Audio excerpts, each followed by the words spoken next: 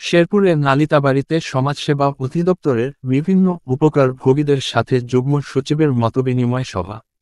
Staff reporter, শেরপুরের নালিতাবাড়ীতে কলসপার union পরিষদের সভাকক্ষে সমাজ কল্যাণ মন্ত্রণালয়ের আওতাধীন সমাজ সেবা অধিদপ্তরের বিভিন্ন ভাতা কর্মসূচির উপকারভোগীদের সাথে সমাজ কল্যাণ মন্ত্রণালয়ের যুগ্ম সচিব আলেয়া খাতুন ২১শে জানুয়ারি বিকেলে মতবিনিময় করেন। সমাজসেবা অফিসার মোহাম্মদ শফিকুল ইসলামের সঞ্চালনায় কলসপার ইউনিয়ন পরিষদের চেয়ারম্যান আব্দুল মজিদের সভাপতিত্বে অন্যান্যদের মাঝে বক্তব্য রাখেন শেরপুর জেলা সমাজ সেবা অফিসার এটিএম আমিনুল ইসলাম। নালিতাবাড়ী উপজেলা সমাজ সেবা কার্যালয়ের আয়োজনে মতবিনিময় সভায় প্রধান অতিথি হিসেবে বক্তব্য রাখেন সমাজ কল্যাণ মন্ত্রণালয়ের যুগ্ম সচিব আলেয়া খাতুন। এ সময় বিশেষ অতিথি হিসেবে উপস্থিত ছিলেন নালিতাবাড়ী উপজেলার নবাগত উপজেলা নির্বাহী অফিসার ফারজানা আক্তার ববি।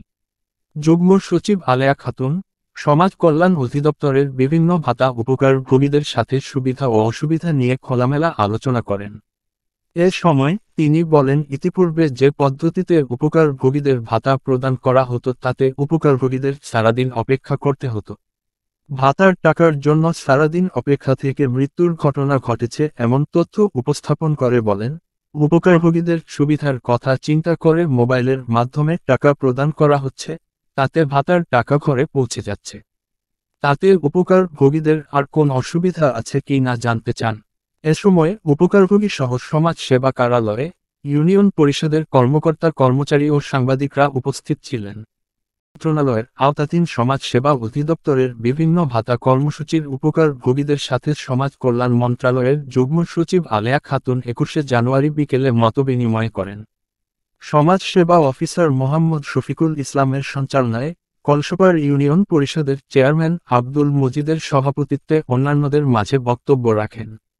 নালিতাবাড়ী উপজেলা সমাজ সেবা কার্যালয়ের আয়োজনে মতবিনিময় সভায় যুগ্ম সচিব আলেয়া খাতুন বলেন, যেটা জানতে এসেছি যে আপনারা যে বিভিন্ন ভাতা পাচ্ছেন সমাজ কল্যাণ মন্ত্রণালয়ের মাধ্যমে, সমাজ কল্যাণ মন্ত্রণালয় বরাদ্দ দেয়, সেটা বাস্তবায়ন হচ্ছে আমাদের সমাজ সেবা কার্যালয় শেরপুর উপজেলা সমাজ সেবা নালিতাবাড়ী, তাদের মাধ্যমে এই কর্মসূচি বাস্তবায়ন হচ্ছে।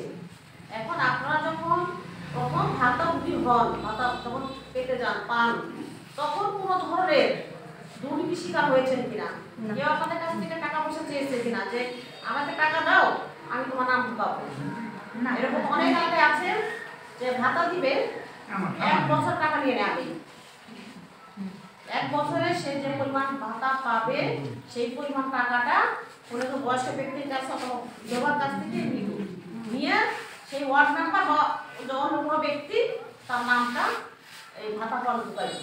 মানে এগুলো কোনো ঘটনা ঘটছে কিনা এই জিনিসটা জানার জন্য এবং আপনারা ভাতা উঠে থেকে আপনাদের কোনো সমস্যা হচ্ছে কিনা সেটা আমি সচক্ষে দেখার জন্য, সরজমিনে দেখার জন্য কিন্তু আপনাদের কাছে আসা। আমরা তো বিভিন্ন সমস্যা শুনি, সারা দেশেই সমস্যা থাকে, তো আপনারা সেই ধরনের সমস্যার সম্মুখীন হচ্ছেন কিনা সেই জন্য আপনাদের তার পাশে আসা যে আসলে আপনারা কিভাবে পাচ্ছেন। তো আপনাদের কথা শুনে খুব ভালো লাগলো যে আপনারা আসলে কোনো ধরনের দুর্নীতি শিকার হননি, কেউ আপনাদের কাছ থেকে টাকা পয়সা নেয়নি এবং এখন যে আপনারা টাকাটা পাচ্ছেন সেটা নিয়মিতভাবে পাচ্ছেন, কোনো ধরনের সমস্যা হচ্ছে না এবং আপনারা সবাই এই যে মোবাইল ব্যাংকিং বিকাশ এটা আপনারা সবাই পছন্দ করছেন, সবাই পছন্দ করছেন এবং এটা কিন্তু একদিনে হয়নি না। আমি যখন ইউনিয়ন ছিলাম 11 সালে, তখন আমার এলাকায় আমার উপজেলা এলাকায় ঘটনা ঘটলো, ভাতা নিয়ে সকালবেলা সারাদিন উনি অপেক্ষা করতে করতে বিকালবেলা বয়স্ক বৃদ্ধ লোকটা মারা গেছে ভাতা না পেয়ে। এটা যখন কানে আসলো তখন বলতে করতে হলো কেন সে ভাতা দিতে দেরি করেছে, কেন তার ভাতাটা দেওয়া হয়, উনি সকাল থেকে আসছে না খেয়ে আসছে এবং মাথা ঘুরে এক সময় দুপুরের পরে উনি পড়ে গিয়ে মারা গেছেন। এটা খুবই দুঃখজনক যে সারাদিন অপেক্ষা করার পরও সে তার কাঙ্ক্ষিত ভাতাটা পাচ্ছে না, উপরন্ত সে মারা গেল, অনেক কাছে ফিরে যেত। যে এই সমস্যার জন্য তখন কিন্তু এই ধরনের ভাতা দেওয়াটা আস্তে আস্তে কিন্তু বন্ধ করা হলো, ব্যাংকে চলে যাওয়া হলো। তার সর্বশেষ কিন্তু বিকাশ, যে যিনি ভাতা পাবেন তিনি যেন ঘরে বসেই সে জানতে পারছে আমি ভাতা পেয়েছি, আমার ভাতা সরকার দিয়েছে, এখন আমি এটা ক্যাশ আউট করবো, টাকাও পাবো। এটা অনেক সহজ, ইজি হয়ে গেছে, খুব সহজ হয়েছে। এখন আপনাদের একটু সচেতন হতে হবে যে আপনার বিকাশ নাম্বার, পিন নাম্বার এটা যেন অপরিচিত কারো কাছে না যায়। নিজের সন্তান মেয়ে হোক, ছেলে হোক অথবা নাতি হোক বা ভাই হোক, অর্থাৎ আপনি যাকে বিশ্বাস করেন তাকে দিতে পারবেন।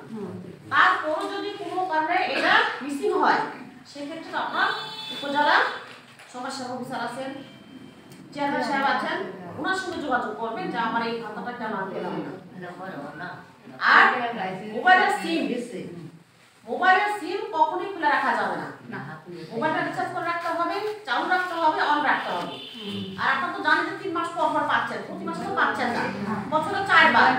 এই সময়টা মনে হয়ে যাবে যে কখন পাচ্ছেন, সেটা আপনার মুখস্থ হয়ে গেছে কি মাসে আপনার টাকাটা তুলবেন। সেটা আপনাদের সবাই জানেন যে কখন টাকাটা আপনারা পাবেন। এটা আপনাদের মনে মধ্যে একটা আছে 3 মাস আপনারা বলতে পারেন, সেভাবে পাচ্ছেন। তো আমি খুব খুশি হলাম যে আপনারা আসলে কোনো ধরনের ভুক্তভোগী না। তবে যেটা হচ্ছে যে প্রতি বছর বয়স্ক লোকের সংখ্যা বাড়ে, তারপর বিধবার সংখ্যাও বাড়ে। তারা যেন আমাদের এই কর্মসূচির আওতায় আসতে পারে, সবাই যেন আসতে পারে, সেই একটা ব্যবস্থা আমাদের করতে হবে। কেউ যেন বঞ্চিত না হয়। তবে দেখতে হবে যে বয়স্ক বা বিধবা হলেই যে সে ভাতা পাবে তা কিন্তু না, তাকে গরিব হইতে হবে। বছরে কত ইনকাম হইতে হবে? 10,000। বছরে কোনো ব্যক্তি যদি 10,000 টাকা ইনকাম করে সেই কিন্তু অসহায়, মানে তাই সেই ভাতা পাবে। এখন একজন বয়স্ক লোক, সে 1 কোটি টাকার মালিক, কোটি টাকার মালিক, সে কি পাবে ভাতা? ভাতা পাবে না, সে আর ভাতা দিবে পারে না। তো সেদিক থেকে আমাদের সবচেয়ে নিকটতম হচ্ছে ওয়ার্ড মেম্বার। তিনি জানেন যে তার ওয়ার্ডে কে কে গরিব, তার ওয়ার্ডে কে কে ভিক্ষু, তার ওয়ার্ডে কে কে না খেয়ে থাকে, তার ওয়ার্ডে কয়জন হিজড়া আছে, কয়জন বেড়ে আছে, এটা তার নলেজ থাকা এটা কর্তব্য। এবং তার ডাটাবেস থাকবে যে আমার ওয়ার্ডে এতজন লোক, ওয়ার্ডের মেম্বার তিনি জানবেন তার ওয়ার্ডে এতজন লোক আছে, এতজন শিক্ষিত, এতজন অশিক্ষিত, এতজন, অর্থাৎ তার ডাটাবেস থাকবে। সেজন্য উপকার করতে পারে মানুষের যে আমার এই লোকগুলা তারা ভাতা, যে সোশ্যাল সিকিউরিটি ভাতা, যেটা নিরাপত্তা ভাতা, এটা পাবে তারা, সেটা উচ্চতা ভাতা হোক বা যে কোনো ভাতাই হোক, উনি যেন এটা